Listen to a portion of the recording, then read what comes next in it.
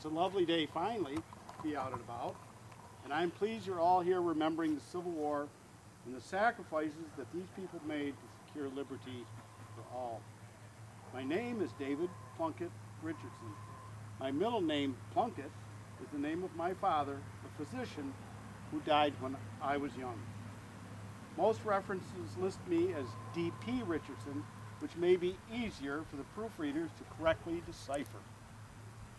I was born in Macedon, New York, which is in Wayne County, in 1833. I went to school in Macedon Center, and I graduated at Yale College. Knowing how important education was to all people, after graduation, I helped establish the Angelica Academy with the Reverend Samuel Center, stayed on for a while as principal, and later I studied law in Angelica with Judge Martin Grover. I was admitted to the bar in Rochester in 1859.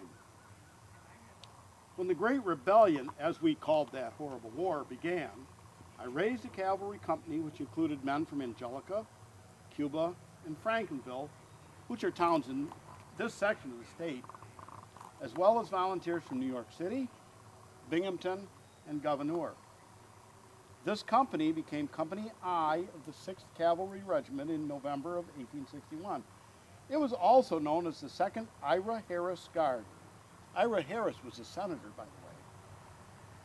Do you realize that New York supported the war effort by supplying more soldiers, equipment, and material than any other state in the Union, and suffered more deaths during this horrible struggle than any other state? During my service with the 6th Regiment, I served on the staff of 4 generals, and when the war was finally over, I returned to Angelica to resume my life in this lovely town.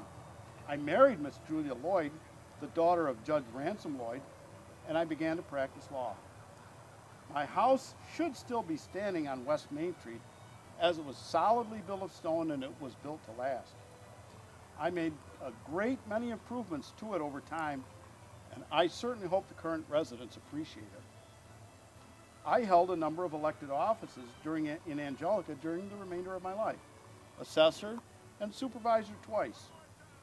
In 1878, I ran on the Republican ticket, and I was elected as a member of the 46th Congress, where I was privileged to serve as an advocate for the veterans of the Civil War.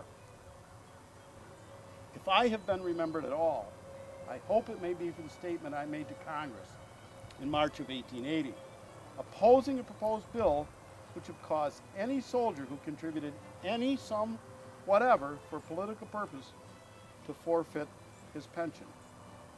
Just a moment. I think I have the text right here in my pocket. I'll read it to you.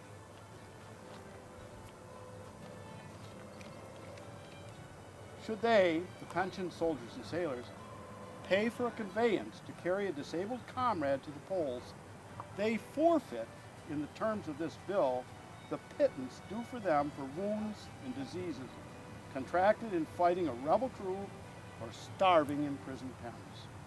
And yet, these are they who, on a battlefield, testified to their devotion to country, and for the efforts of these halls it would be silenced by legislation, and they are now to be branded as malefactors by the law of the very government they preserved for exercising a right so freely enjoyed by traitors who, by all the machinery of war, attempted to destroy it. It is my hope that times have changed for the better in the 150 years since that war began, and that you all live in a time of peace. Thank you all for visiting.